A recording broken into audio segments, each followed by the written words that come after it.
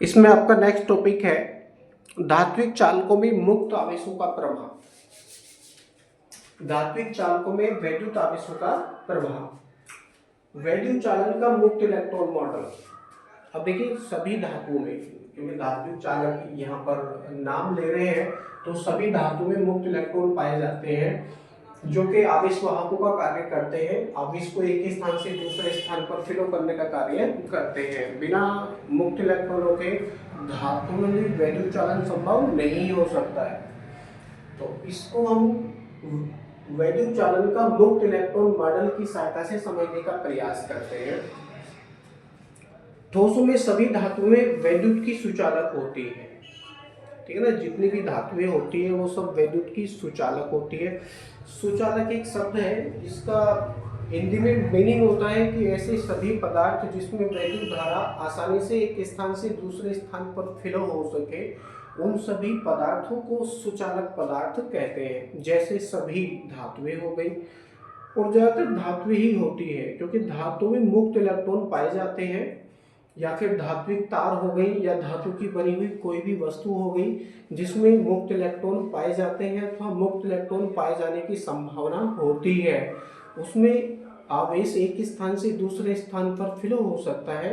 दूसरे शब्दों में वैद्युत धारा एक स्थान से दूसरे स्थान पर फ्लो हो सकती है।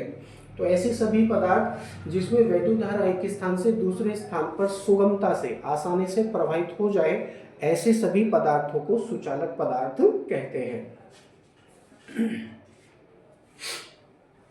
इसमें वैद्युत चालन इलेक्ट्रॉन सिद्धांत के द्वारा समझाया जा सकता है। किसी पदार्थ में परमाणु में जो इलेक्ट्रॉन नाभिक के समीप की कक्षाओं में होते हैं, नाभिक के बिल्कुल पास, तो उसमें नाभिक के द्वारा एक प्रकार का आकर्षण बल लगाया जाता है जो कि बहुत ही अधिक मात्रा में लगता है। इसको चित्र के द्वारा समझाने का हम प्रयास करते हैं। देखिए सभी धातुओं में एक नाभिक होता है। नाभिक में प्रोटॉन व न्यूट्रॉन पाए जाते हैं। धनावेश होता है। संपूर्ण धनावेश उसके केंद्र में निहित होता है। इसके बाहर वृत्ताकार कक्षाएं होती है। वृत्ताकार कक्षाएं होती है। मान लीजिए ये इसकी प्रथम कक्षा हो गई है, आगे इसकी दूसरी कक्षा हो गई है। ये नाभिक हो गया, ये इसकी पहली कक्षा हो गई है। इसके बाद ये इसकी दूसरी कक्षा हो गई, मान लीजिए ये इसकी तीसरी कक्षा हो गई, मान लीजिए। इस प्रकार की वृत्ताकार कक्षाएं होती है। प्रत्येक कक्षा की ऊर्जा अलग अलग होती है और प्रत्येक क्वांटम सिद्धांत के अनुसार आगे बहुत ही अच्छे से इसको विस्तार से समझने का प्रयास करेंगे। अभी के लिए केवल क्या समझते हैं, मुक्त इलेक्ट्रॉन मॉडल को समझने का प्रयास हम करेंगे। तो ये तो क्या हो गया, नाभिक हो गया। P+N का जो योगफल होता है वो इलेक्ट्रॉनों की संख्या के बराबर होता है, ठीक है ना। प्रोटॉन पर धनावेश होता है, न्यूट्रॉन आवेश रहित होता है। किसी भी प्रकार का आवेश न्यूट्रॉन पर नहीं होता है। इलेक्ट्रॉन पाए जाते हैं केवल वृत्ताकार कक्षाओं में, जैसा कि इसमें दिख रहा है। सभी कक्षाओं में घूमने वाले इलेक्ट्रॉनों की जो दिशा होती है वो एक ही होती है, यानी सभी इलेक्ट्रॉन एक ही कक्षा में घूमते हैं। एक ही कक्षा में घूमते हैं, या सॉरी एक ही कक्षा में नहीं, अलग अलग कक्षाओं में भी अगर घूमेंगे तो एक ही दिशा में घूमेंगे। अलग अलग कक्षाओं में घूमते हैं लेकिन एक ही दिशा में घूमते हैं। तो दिशा क्या होगी, समदिश होगी, समदिश। सभी कक्षाओं में इलेक्ट्रॉन एक ही दिशा में घूमते हैं। तो पहली कक्षा में अफाव नियम सिद्धांत के अनुसार, क्योंकि केमिस्ट्री में बताया था 2n², ये नियम होता है किसी भी कक्षा में पाए जाने वाले इलेक्ट्रॉनों की संख्या ज्ञात करने के लिए। तो n = क्या है, कक्षाओं की संख्या। n यदि हम एक के लिए देखेंगे तो क्या हो जाएगा, 2 ब्रैकेट में 1 का स्क्वायर = 2। पहली कक्षा में 2 इलेक्ट्रॉन होंगे, दूसरी में होंगे 8 इलेक्ट्रॉन, मान लीजिए दूसरी में 8 इलेक्ट्रॉन, तीसरी में 18 इलेक्ट्रॉन और चौथी में 4 × 16 दूनी 32 इलेक्ट्रॉन पाए जा सकते हैं मैक्सिमम। ये इलेक्ट्रॉनों को भरने का सूत्र होता है, या इलेक्ट्रॉनों के पाए जाने की संभावना का सूत्र होता है 2n²। इस सूत्र के अनुसार हम ये बता सकते हैं कि कितनी इलेक्ट्रॉन किस कक्षा में मैक्सिमम हो सकते हैं। यदि उससे ज्यादा इलेक्ट्रॉन बच रहे हैं तो उनको भरने के लिए अलग से कक्षा बनानी होगी या उनको अगली कक्षा में डालेंगे। एक बात और ध्यान देंगे यहाँ पर, ये नाभिक है, नाभिक सभी कक्षाओं पर एक बल आरोपित करता है जिसे आकर्षण बल कहते हैं, आकर्षण बल कहते हैं। इसका सूत्र होता है F = 1/4 pi epsilon 0 Q1 Q2 upon R square. ये वैद्युत बल हो गया, तो F 1/4 pi epsilon 0 Q1 Q2। आप देखिए Q1 Q2 क्या है, ये इलेक्ट्रॉन है, ये प्रोटॉन है, आवेश दोनों पर बराबर होता है। वो अलग बात है कि इलेक्ट्रॉन पर ऋण आवेश होता है और प्रोटॉन पर धन आवेश होता है, प्रोटॉन पर धन आवेश होता है, लेकिन बराबर बराबर मात्रा में होते हैं। तो यहाँ पर Q1 Q2 क्या हो गए, कांस्टेंट हो गए। बीच की दूरी जो हो रही है केवल परिवर्तित हो रही है, बीच की दूरी परिवर्तित हो रही है। क्यों हो रही है, क्योंकि नाभिक से पृथ्वी कक्षा की दूरी अलग अलग है, नाभिक से पृथ्वी कक्षा की दूरी अलग अलग होने के कारण यह आकर्षण बल अलग अलग होता है।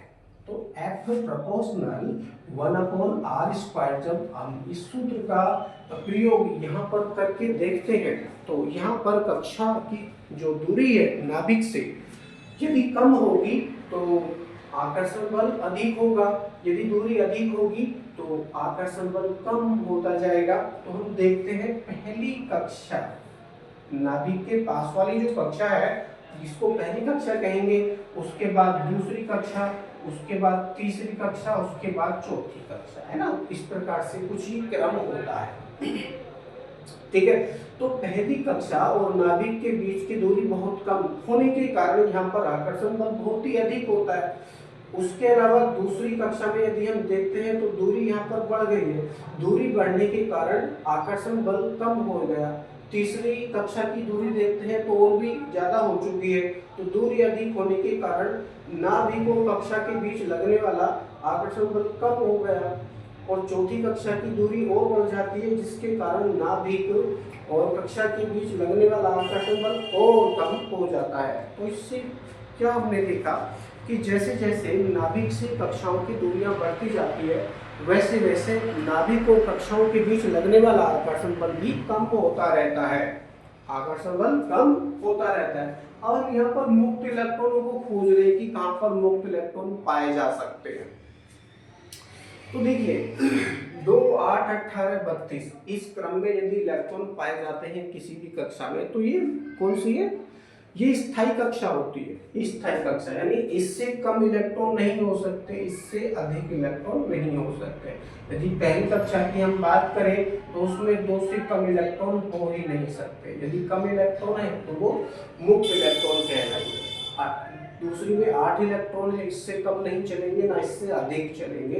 इससे कम यदि इलेक्ट्रॉन है, मान लीजिए 7 इलेक्ट्रॉन है, 6 इलेक्ट्रॉन है, 4 इलेक्ट्रॉन है, तो जो केमिकल रिएक्शन होती है, रासायनिक अभिक्रियाएं होती है, तो रासायनिक अभिक्रियाओं में भाग लेने के लिए बाह्यतम कक्षाओं के इलेक्ट्रॉन ही जिम्मेदार होते हैं या बाह्यतम कक्षाओं के इलेक्ट्रॉन ही भाग लेते हैं।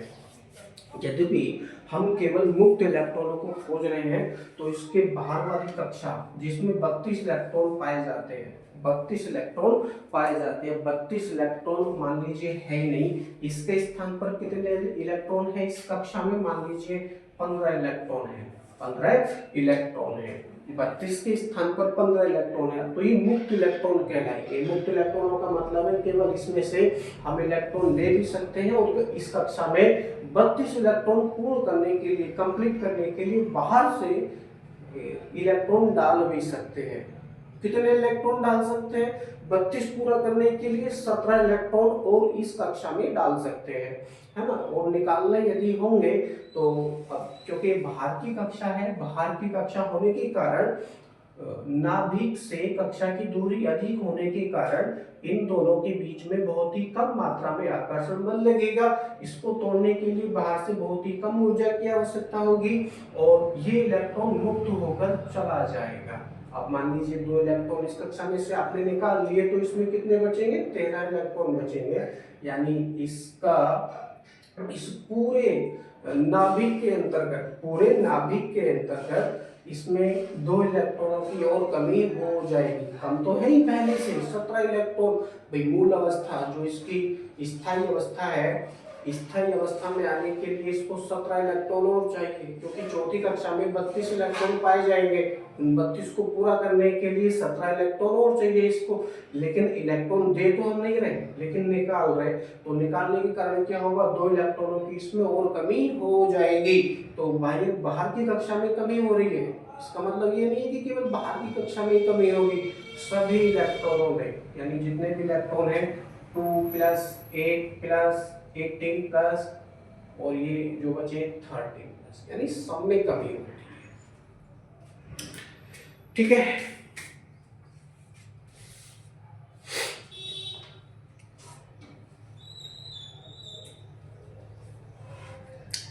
नाभिक में दूर वाली कक्षाओं के इलेक्ट्रॉनों पर यह बल बहुत कम होता है, अतः इन बाह्य इलेक्ट्रॉनों को इनके स्थान से आसानी से हटाया जा सकता है। अब कैसे हम हटा सकते हैं, इसकी 2 विधियां हैं। एक तो इसको वैद्युत ऊर्जा दे करके, वैद्युत ऊर्जा का मतलब है सेल से संबंधित कर देंगे किसी भी धातु तार को, तो बाह्यतम कक्षा में पाए जाने वाले इलेक्ट्रॉन अपना स्थान बहुत जल्दी छोड़ देंगे। रगड़ के अथवा गर्म करके भी हम इसकी ऊर्जा को बढ़ा सकते हैं। इसमें इतनी ऊर्जा हो सकती है कि बाहर के इलेक्ट्रॉन अपना स्थान छोड़कर खुद एक स्थान से दूसरे स्थान पर चले जाए, अथवा पदार्थ को रगड़ कर अथवा गर्म करके। इनमें से अनेक इलेक्ट्रॉन तो अपने परमाणुओं से अलग होकर पूरे पदार्थ में यादृच्छिक गति करते रहते हैं। इन्हें मुक्त इलेक्ट्रॉन अथवा चालक इलेक्ट्रॉन कहते हैं। ये इलेक्ट्रॉन ही आवेश को पदार्थ में एक स्थान से दूसरे स्थान तक ले जाते हैं। अतः किसी ठोस पदार्थ की वैद्युत चालकता उसमें मुक्त इलेक्ट्रॉनों की संख्या पर निर्भर करती है। जितने ज्यादा मुक्त इलेक्ट्रॉन पाए जाएंगे, वैद्युत धारा सुगमता से एक स्थान से दूसरे स्थान पर जा सकती है, बहुत ही आसानी के साथ और बहुत ही अधिक मात्रा में। तो मुक्त इलेक्ट्रॉन की संख्या जितनी ज्यादा होगी, वैद्युत धारा उतनी ही तीव्रता के साथ में एक स्थान से दूसरे स्थान पर प्रवाहित हो सकती है। धातुओं में यह संख्या बहुत अधिक होती है। बहुत अधिक का मतलब है 10 की पावर 29 प्रति मीटर की पावर 3, 10 की पावर 29 मीटर की पावर 3 प्रति मीटर की पावर 3, यानी किसी भी धात्विक तार के 1 मीटर की पावर 3 आयतन में 10 की पावर 29 मुक्त इलेक्ट्रॉन पाए जा सकते हैं। इसी कारण धातु में विद्युत की अच्छी चालक होती है। चांदी वैद्युत का सबसे अच्छा चालक होता है, उसके बाद तांबा, उसके बाद सोना, उसके बाद एल्यूमिनियम। जिन पदार्थों में मुक्त इलेक्ट्रॉनों की संख्या बहुत ही कम अथवा शून्य होती है, भाई मुक्त इलेक्ट्रॉनों की संख्या बहुत ही कम अथवा शून्य होती है, उनमें आवेश का प्रवाह संभव नहीं होता है, अतः वे विद्युत के अचालक या बैड कंडक्टर्स ऑफ इंसुलेटर्स कहलाते हैं। वैद्युत चालन केवल धातुओं में ही नहीं होता, बल्कि कुछ द्रवों व गैसों में भी होता है। परंतु धातुओं में वैद्युत चालन तथा द्रवों व गैसों के वैद्युत चालन में एक महत्वपूर्ण अंतर है। धातुओं में वैद्युत चालन ऋण आवेश वाहकों या इलेक्ट्रॉनों के चलने से होता है, जबकि द्रवों व गैसों में वैद्युत चालन धन तथा ऋण दोनों प्रकार के आवेश वाहकों के चलने से होता है। ठीक है, आई होप आपको ये समझ में आया होगा। आगे विस्तार से किसी टॉपिक में इसको समझने का प्रयास और करेंगे।